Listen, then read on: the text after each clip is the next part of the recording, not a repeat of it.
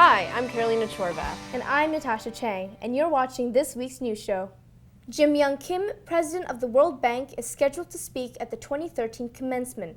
President Aoun revealed the guest speaker last Tuesday evening. Kim is the former president of Dartmouth College and the 12th president of the World Bank Group. The 111th commencement ceremony will be held on May 3rd at the TD Garden. Northeastern's Visitor Center is in its busiest season with newly accepted students coming to visit. Hundreds of accepted students visited the university over the weekend to attend sessions related to their major and tour the campus. This week, there were more visitors than usual because many high schools are currently on their February vacations. According to the Visitor Center, over 3,500 visitors will have gone through the campus by the end of the week. And if choosing what school to go to isn't stressful enough, a recent study finds that young adults aged 18 to 34 have a higher average rate of stress than the rest of the U.S. population.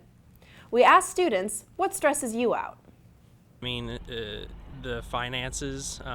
The school is a little bit costly at times. I'm really trying to find a job, and it's pretty difficult on top of that, I have all my schoolwork still. Well, I'm generally stressed about school because that's my most pressing issue.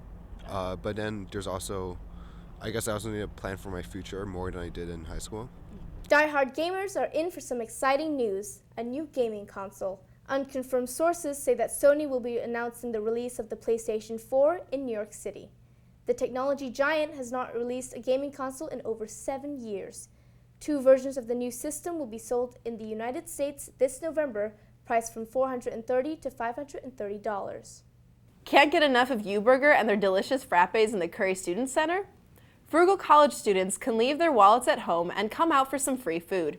U-Burger is giving away free burgers, drinks, and fries next Thursday from 4 to 7 p.m. at their Faneuil Hall restaurant location to celebrate its opening. There will be prizes, live music, and a U-Burger-inspired couture gown. U-Burger got its start in Kenmore Square back in 2006. They can also be found on Tremont Street and Commonwealth Avenue. When it comes to high prices, getting a ride in Boston costs more than anywhere else. Cab fares in the city are consistently higher than cities like New York, Chicago, and Philadelphia. The price per mile starts at $2.80. The high price from Boston's Logan Airport is due to the process drivers face before picking up a passenger. Cabs are not allowed to drive around the airport. Instead, they pull into a parking lot and wait for their number to appear on a giant sign before picking up a passenger. This wait time for the drivers is at the expense of the passenger. Campus Movie Fest is once again returning to Northeastern.